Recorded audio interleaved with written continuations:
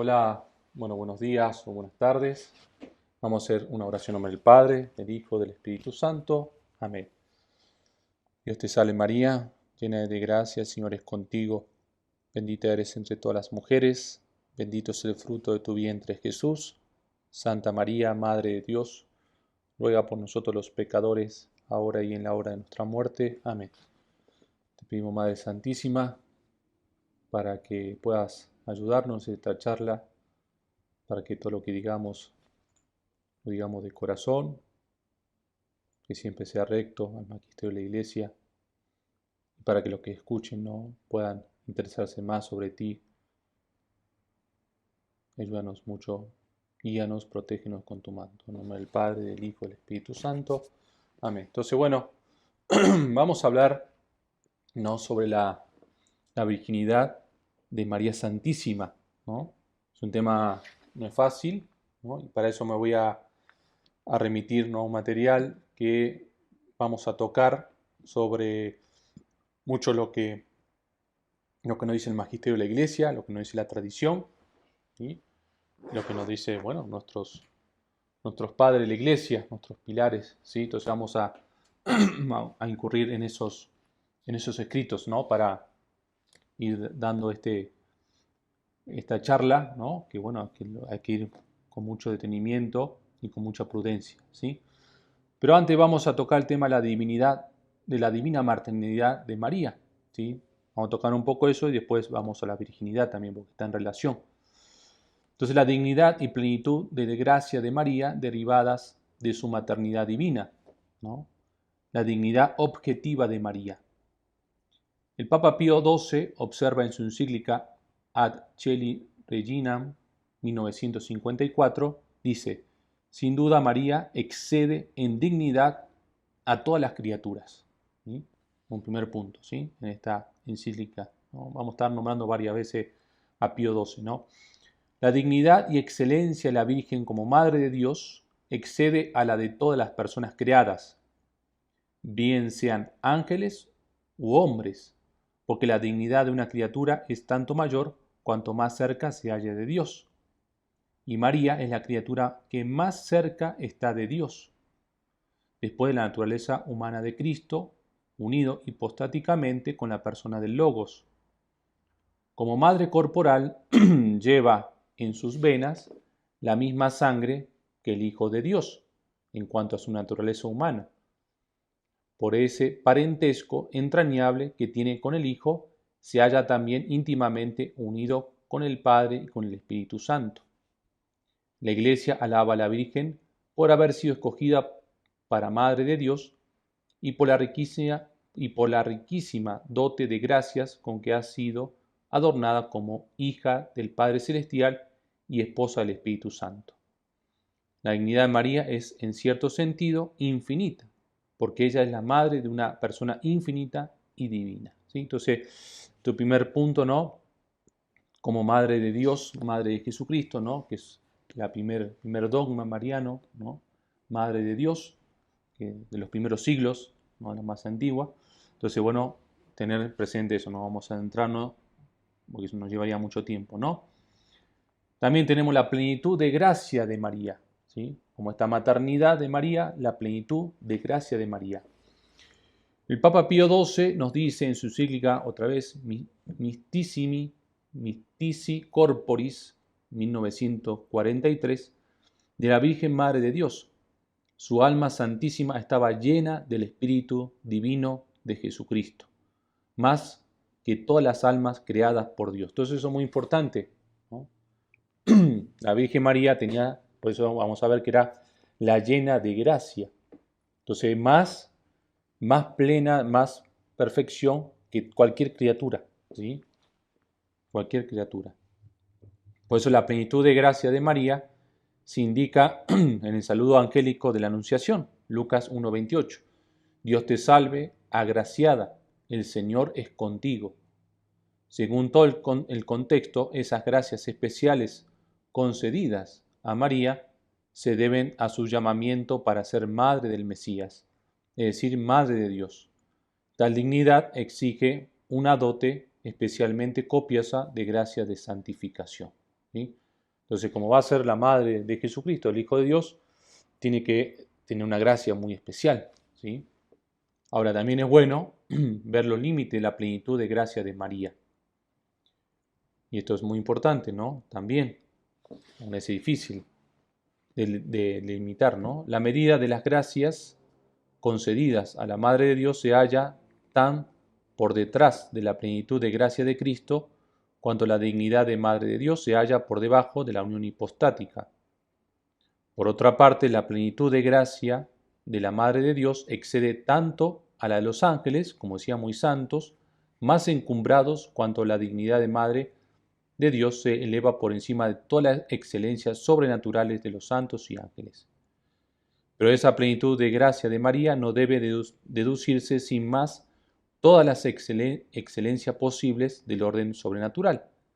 Es infundado atribuir a la Madre de Dios todos los dones de gracia del estado primitivo del paraíso, ¿sí?, ante el pecado original, la visión beatífica de Dios durante su vida terrena, la conciencia de sí misma y el uso de razón desde el primer instante de su existencia, un conocimiento especial de los misterios de fe, conocimiento profano o extraordinario, o incluso la ciencia infusa de los ángeles. Entonces vamos a ver, ¿no?, para entender qué significa todo eso, ¿no?, que sí, hay que ver que María también fue creciendo en esa gracia. Como criatura, aunque era más excelente que nosotros, pero no era Dios, no es Dios, ¿sí? No tiene esa visión infusa que tenía Jesús. Ella no ve, ¿sí? Ve lo que Dios quiere que vea, ¿sí? Eso también, porque no es Dios, eso es muy importante. María no estaba en posesión de la visión inmediata de Dios, como se prueba por Lucas 1:45. Bienaventurada tú que has creído. Por el contrario, está de acuerdo con las palabras de la Sagrada Escritura y con la dignidad de Madre de Dios, y atribuirle con Santo Tomás los dones sobrenaturales extraordinarios de la sabiduría que se ejercitaba en la contemplación, ¿sí? Entonces, bueno, para no meternos en eso, pero ahí vemos, ¿no?, es decir, que la Virgen fue creciendo, por eso no entendía, la Anunciación no lo entiende. Si hubiese, es decir, tenía la visión infusa, lo hubiese captado, pero no lo capta ella, no entiende, porque no va más allá. Ella fue creciendo en todos los aspectos, ¿sí?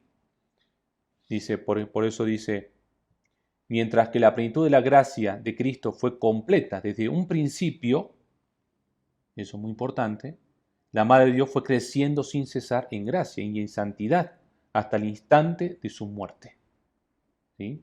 Entonces eso también, ¿no? Jesús, es decir, es el Hijo de Dios, ¿sí?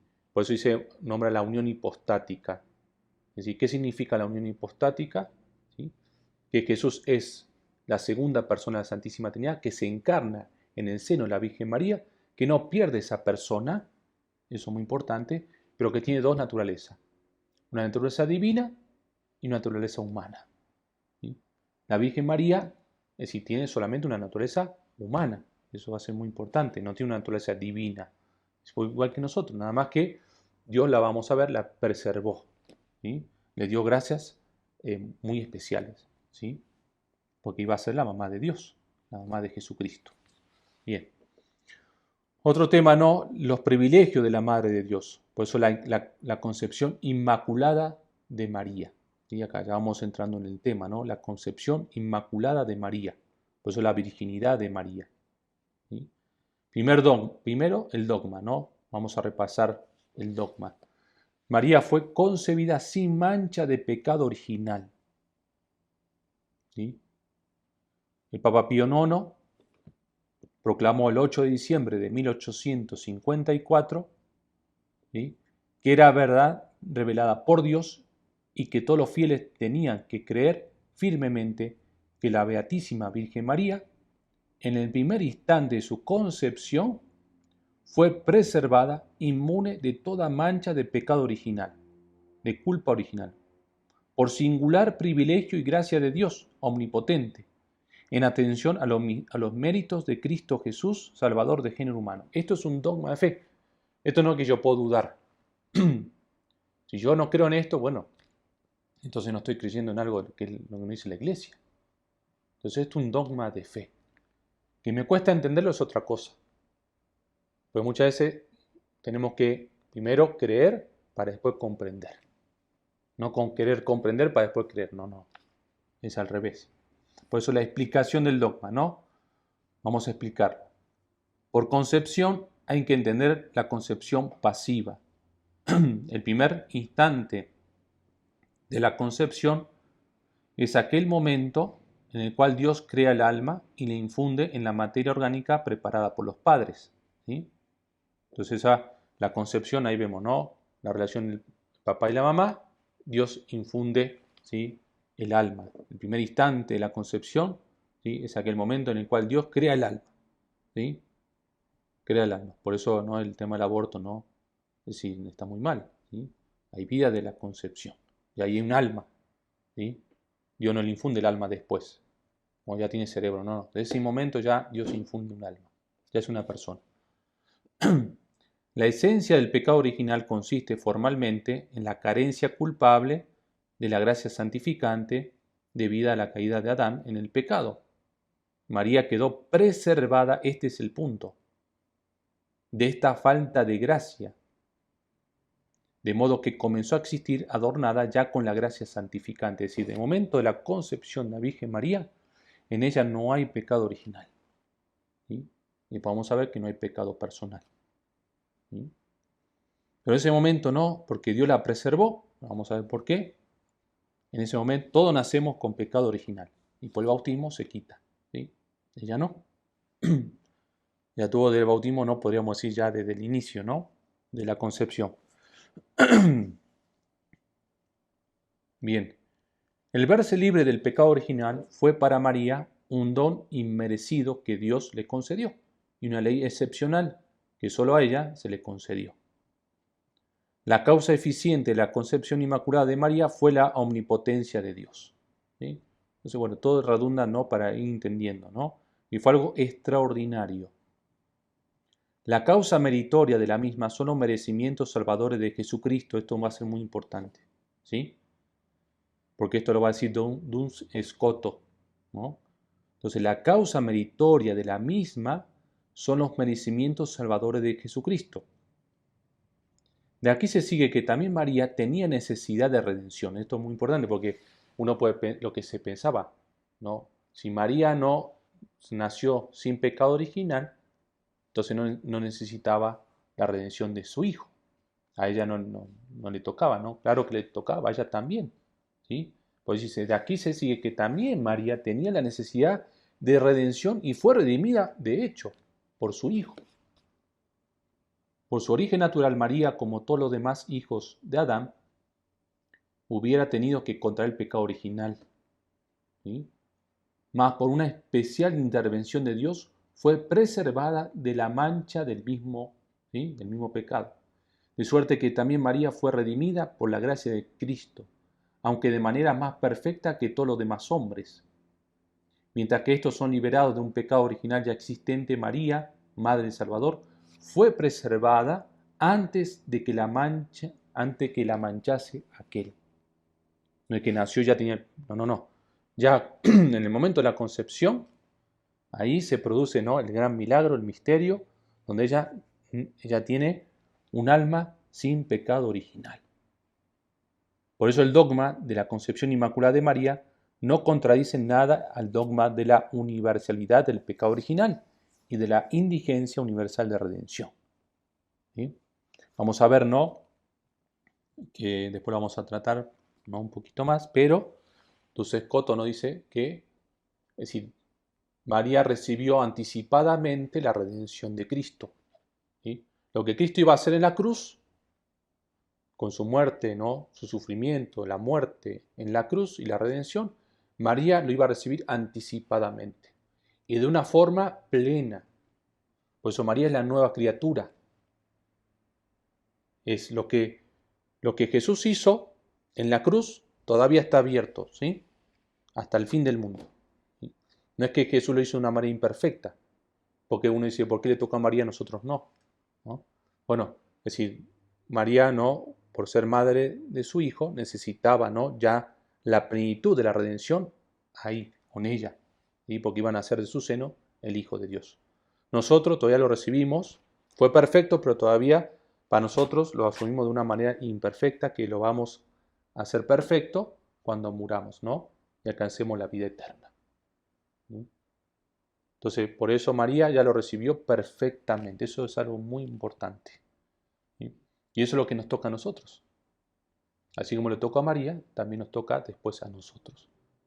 María ya lo vivió ya en este mundo. Eso es el misterio. ¿Sí? Bien.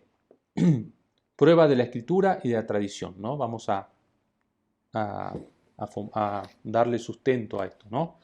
La doctrina de la concepción inmaculada de María no se encuentra explícitamente en la Sagrada Escritura. Según la interpretación de numerosos teólogos, contiene implícitamente en las siguientes frases bíblicas. Por ejemplo, tenemos Génesis 3:15, con lo que se llama el protoevangelio, que según el texto original dice: voy a poner perpetua enemistad entre ti y la mujer, entre tu simiente y la simiente suya.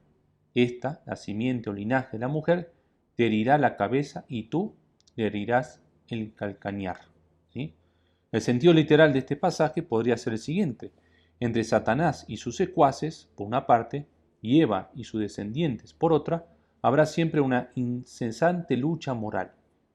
La descendencia de Eva conseguirá una completa y definitiva victoria sobre Satanás y sus secuaces, aunque ella misma sea herida por el pecado.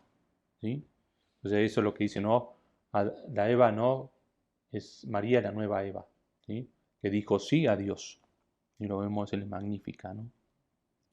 Otro Lucas 1:28, Dios te salve, agraciada, llena de gracia. La expresión agraciada hace las veces de nombre propio en la alocución del ángel y tiene que expresar, por tanto, una nota característica de María. La razón más honda de que sobre María descanse de manera especial el beneplácito de Dios es su elección para la dignidad de Madre de Dios. Por consiguiente, la dotación de gracia con que Dios adornó a María, por haberse complacido en ella, tiene que ser de una plenitud singular. Por su dote de gracias únicamente será plena si es completa, no solo intensiva, sino también extensivamente. Es decir, si se extiende a toda su vida. Eso es muy importante, ¿no? Comenzando por su entrada en el mundo. No es que María fue, por ejemplo, fue santa o fue virgen o hasta que tuvo a Jesús, ¿no? Como dicen, no, otro no, que después la virgen tuvo otros hijos, ¿no? No. Lucas 1:41, Santa Isabel, henchida del Espíritu Santo, dice a María: tú eres bendita entre las mujeres, y bendito es el fruto de tu vientre. La bendición de Dios que descansa sobre María es considerada paralelamente a la bendición de Dios que descansa sobre Cristo en cuanto a su humanidad. Tal paralelismo sugiere que María, igual que Cristo, estuvo libre de todo pecado desde el comienzo de su existencia. ¿Sí? Acá está haciendo el autor, bueno, comparando un poco la humanidad de Cristo con la humanidad de María. ¿Sí? Sabemos que Cristo en su humanidad tiene sangre de María. ¿Sí? Eso es algo, ¿sí?, muy importante. Bien. Ni los padres griegos ni los latinos enseñan explícitamente la concepción inmaculada de María. Sin embargo, este dogma se contiene explícitamente en sus enseñanzas, ya que proponen dos ideas fundamentales que, desarrolladas lógicamente, llevan al dogma. La idea de la perfectísima pureza y santidad de María. ¿Sí? Entonces, la idea de la perfectísima pureza y santidad de María. San Efrén dice: tú y tu madre sois los únicos que en todo aspecto sois perfectamente hermosos, pues en ti, Señor, no hay mancilla, ni mácula en tu madre. La frase de San Agustín, según la cual todos los hombres debieran sentirse pecadores, exceptuada la Santa Virgen María, a la cual, por el honor del Señor, pongo en lugar aparte cuando hablo del pecado. Hay que entenderla de acuerdo con todo el contexto, en el sentido de que la Virgen se vio libre de todo pecado personal. ¿Sí? Entonces acá vemos los padres de la iglesia ya empiezan a hablar. ¿Sí? La idea tanto de la semejanza como de la antítesis entre María y Eva, ¿no? María, por una parte, es semejante a Eva en su pureza e integridad antes del pecado. Por otra parte, es todo lo contrario que ella, ya que Eva fue causa de la perdición y María causa de la salud. San Efrén otra vez enseña: dos inocentes, dos personas sencillas, María y Eva, eran completamente iguales, pero sin embargo más tarde la una fue causa de nuestra muerte y la otra causa de nuestra vida, ¿no? Hermoso. Después tenemos San Agustino, San Ireneo también, Tertuliano, ¿no? Bien. Ahora vamos a ver la evolución histórica del dogma. Desde el siglo VII es notoria la existencia en el Oriente griego de una festividad dedicada a la concepción de Santa Ana, ¿no? Es decir, de la concepción pasiva de María, ¿no? Su mamá. La festividad se difundió también por Occidente a través de la Italia meridional, comenzando primero en Irlanda e Inglaterra bajo el título de Conceptio Beate Virginis. Fue al principio objeto de esta fiesta la concepción activa de Santa Ana, concepción que, según refiere el protoevangelio de Santiago, se verificó después de largo periodo de infecundidad, siendo anunciada por un ángel como gracia extraordinaria de Dios. Al principio del siglo XII, dos monjes británicos, Eadmer, discípulo de San Anselmo de Canterbury, y Osberto de Clare, defendieron la concepción pasiva inmaculada de María, es decir, su concepción libre de toda mancha de pecado original. Eadmer fue el primero que escribió una monografía sobre esta materia. En cambio, San Bernardo de Claraval, con motivo de haberse introducido esta fiesta en Lyon hacia el año 1140, la desconsejaba como novedad infundada, enseñando que María había sido santificada después de su concepción, pero estando todavía en el seno materno. Por influjo de San Bernardo, los principales teólogos de los siglos XII y XIII, ¿no? Por ejemplo, Pedro Lombardo, Alejandro Jales, Buenaventura, Alejandro Magno, todo eso, se declararon en contra de la doctrina de la Inmaculada. No hallaron el modo de armonizar la inmunidad mariana del pecado original con la universalidad de dicho pecado y con la indigencia de redención que tienen todos los hombres. Entonces no era fácil, ¿no? No era fácil esta materia, ¿no? Es decir, estamos hablando del siglo X, ¿no? Un poquito más, no era fácil. El camino acertado para hallar la solución definitiva lo mostraron el teólogo franciscano Guillermo de Ward y sobre todo su gran discípulo Juan Duns Scoto, 1308. Gracias a la introducción del término pre-redención, consiguió armonizar la verdad de que María se viera libre del pecado original con la necesidad que también ella tenía de redención, ¿no? Era difícil, era un tema muy áspero, ¿sí? Y uno podía caer en herejía. La preservación del pecado original es, según Scoto, la manera más perfecta de redención, ¿sí? Por tanto, fue conveniente que Cristo redimiese a su madre de esta manera. La orden franciscana se adhirió a Scoto y se puso a defender decididamente en contra de la orden dominicana, la doctrina y la festividad de la Inmaculada Concepción de María, ¿no? Entonces ahí tenemos la preservación del pecado original. Dios preservó por la redención anticipada de Jesucristo a su madre, ¿sí? A María. El Concilio de Basilea se declaró el año 1439 en su 36 sesión en favor de la Inmaculada Concepción. Sixto IV, ¿no? También en el siglo XV, concedió indulgencia a esta festividad y prohibió las mutuas censuras que se hacían las dos partes contendientes, ¿no? El Concilio de Trento, en su decreto sobre el pecado original, hace la significativa aclaración de que no es su propósito incluir en él a la bienaventurada y purísima Virgen Madre, María, Madre de Dios, ¿sí? Pío V condenó en 1567 la proposición de Bayo, ¿no? De que nadie fuera de Cristo se había visto libre del pecado original y de que la muerte y aflicciones de María habían sido castigo de pecados actuales o del pecado original. Pío IX, después de consultar a todo el episcopado, la elevó el 8 de diciembre, como habíamos dicho, de 1854 a la categoría de dogma. Entonces, ¿cómo va creciendo? ¿Sí? la virginidad de María, ¿sí? Fue creciendo hasta, ustedes fíjense, no cuánto duró, siglo XIX, donde ya tenemos el dogma, ¿sí? Bien, vamos un poquito más, ¿no?, a fundamentar todo esto, ¿no? María y su inmunidad de la concupiscencia y de todo pecado personal. Primero, la inmunidad de la concupiscencia. María estuvo libre de todos los movimientos de la concupiscencia. La inmunidad del pecado original no tiene como consecuencia necesaria la inmunidad de todas aquellas deficiencias que entraron en el mundo como secuela del pecado.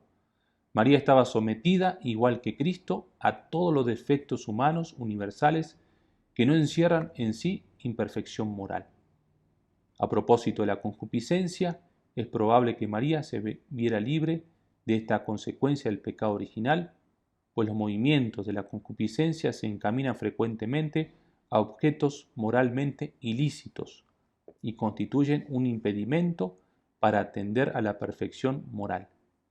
Es muy difícil compaginar con la pureza e inocencia sin mancha de María, que eran perfectísimas, el que ella se viera sometida a esas inclinaciones del apetito sensitivo que se dirigen al mal. Entonces María, ¿sí?, esa inclinación al mal, al pecado, no lo tenía, ¿no?, porque no tenía pecado, el pecado, ¿sí?, de nacimiento, ¿no?, el pecado no personal, ¿no?, sino el pecado de esa mancha original, ¿sí?, del pecado original, ¿sí?, ella no lo tenía. Si producto nosotros del pecado original, ¿no?, que es lavado con el bautismo, tenemos la concupiscencia, esa inclinación al mal, como dice San Pablo, ¿sí? No hago el bien que quiero y hago el mal que no quiero, ¿sí? María esto no lo tenía, ¿sí? Los merecimientos de María, al igual que los merecimientos de Cristo, no quedan disminuidos en absoluto porque faltan la inclinación y el apetito desordenado, porque tales apetitos son ocasión, pero no condición indispensable para el merecimiento. María adquirió abundantísimos merecimientos, no por su lucha contra el apetito desordenado, sino gracias a su amor a Dios y otras virtudes, fe, humildad, obediencia, ¿no? Es decir, María tenía eso, ¿no? El amor de María, ¿no?, es el merecimiento. Su fe, su humildad, todas esas virtudes, ¿no?, adquirieron un gran merecimiento. Ahora, inmunidad de todo pecado actual.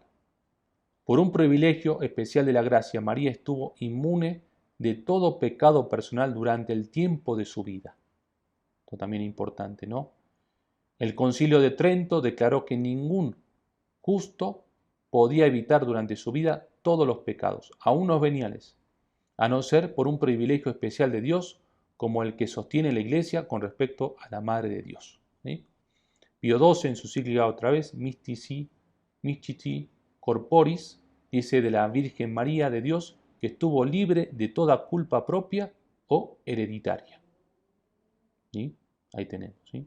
También, mientras que algunos padres griegos como Orígenes, San Basilio, San Juan Crisóstomo y San Cirilo de Alejandría admitieron en la Virgen la existencia de algunas pequeñas faltas personales como vanidad y deseo de estimación, duda ante las palabras del ángel y debilidad en la fe al pie de la cruz, los padres latinos sostuvieron unánimemente la impecancia de María. San Agustín enseña que por la honra del Señor hay que excluir de la Virgen María todo pecado personal, ¿sí? Entonces, bueno, también otra vez, ¿sí?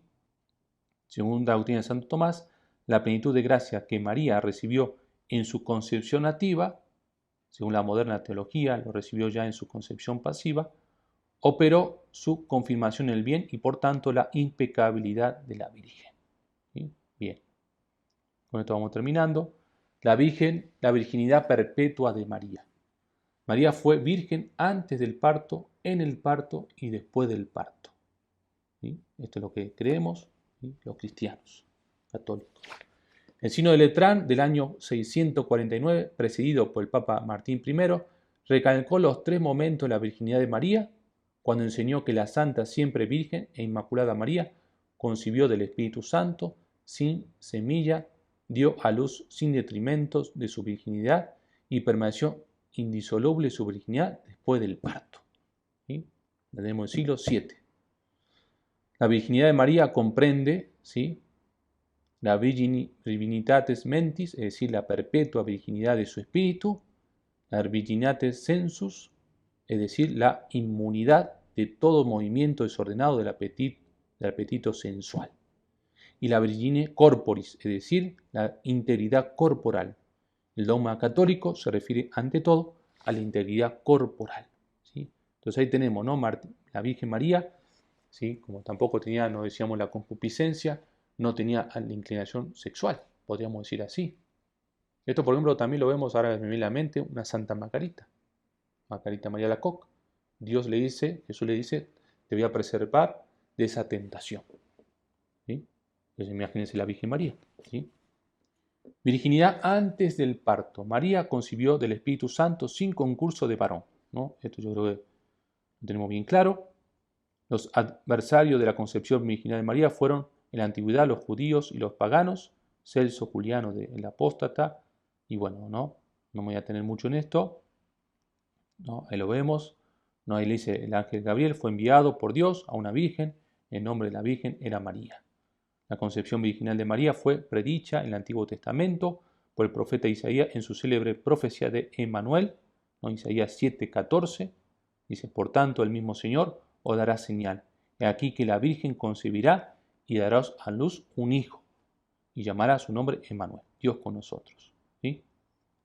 Por eso el judaísmo no llegó a entender en sentido mesiánico este pasaje, ¿sí? Pero el cristianismo lo refirió desde un principio al Mesías, ¿sí? Entonces ya lo sabemos, ¿no? Voy a pasar, ¿sí? Entonces, bueno, virginidad en el parto. María dio a luz sin detrimento de su integridad virginal, de por fe, por razón del magisterio universal de la Iglesia, ¿no? Esto alguna vez que nos cuesta más.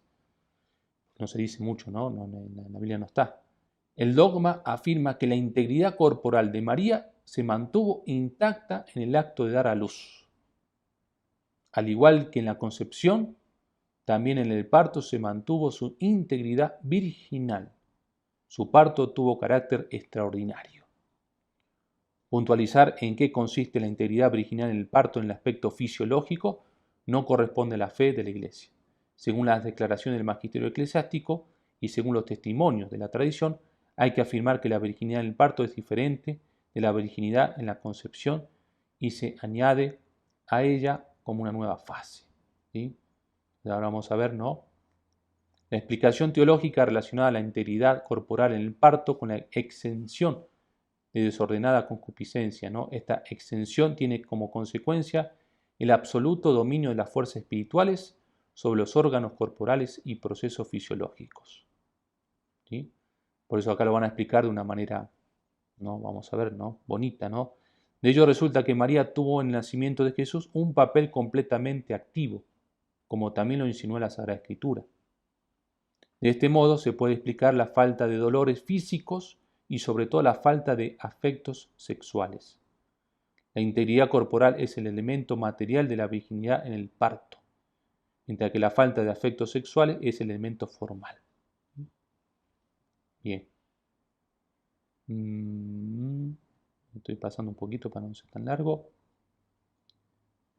Que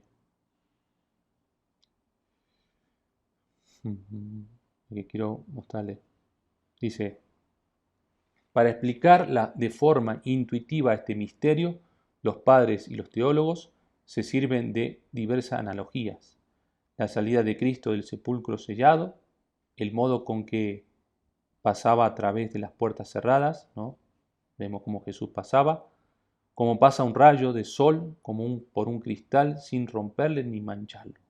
La generación del logos del seno del Padre, el brotar del pensamiento en la mente del hombre. Entonces hacen como comparación, analogías, ¿no? Cómo nació, ¿no? Porque sabemos, ¿no?, que el nacimiento de un niño y una niña siempre es con dolor, la de la mujer, ¿sí? En cambio la Virgen no, ¿sí? Entonces lo toman, es difícil, ¿no? Es algo extraordinario, pero lo explican de esa manera, ¿no? Imaginárselo es difícil, ¿sí? Sí, va más allá de nuestra razón, pero es de fe, ¿sí? Y virginidad después del parto. María vivió también virgen después del parto. La virginidad de María después del parto fue negada en la antigüedad por Tertuliano, ¿sí? En los tiempos modernos es combatido por la mayoría de los protestantes, tanto en tendencia liberal como conservadora, mientras que Lutero y Zwinglio y la teología luterana antigua mantuvieron decididamente la virginidad perpetua de María, ¿sí? El Papa Ciricio 392 reprobó la doctrina de Bonoso, ¿no? El quinto concilio universal 553 aplica a María el título de gloriosa de siempre virgen, ¿no? Entonces esto no para que vean, ¿no?, cómo la historia de la iglesia, ¿no?, cómo se fue dando, ¿no? También la declaración del Sínodo de Letrán 649 y de Papa Pablo IV, ¿sí? También la liturgia celebra a María como siempre virgen, también, ¿sí? La Sagrada Escritura solo da testimonio indirectamente la perpetua virginidad de María después del parto, ¿no? La interpretación tradicional de Lucas 1:34, ¿cómo sucederá esto? Pues no conozco varón, infiere de la respuesta de María que ella, por una especial iluminación divina, había concebido el propósito de permanecer siempre virgen, ¿no? Ella se propuso desde que tiene uso razón su virginidad. San Agustín supone incluso un voto formal de virginidad. Según la interpretación más reciente, María, apoyándose en la concepción veterotestamentaria del matrimonio y de la maternidad, entró en el matrimonio con una voluntad matrimonial normal. Cuando el ángel le anunció la concepción como un suceso inmediatamente inminente, ella objetó que no era posible, ya que antes de la conducción a casa no sostenía relaciones conyugales con su marido.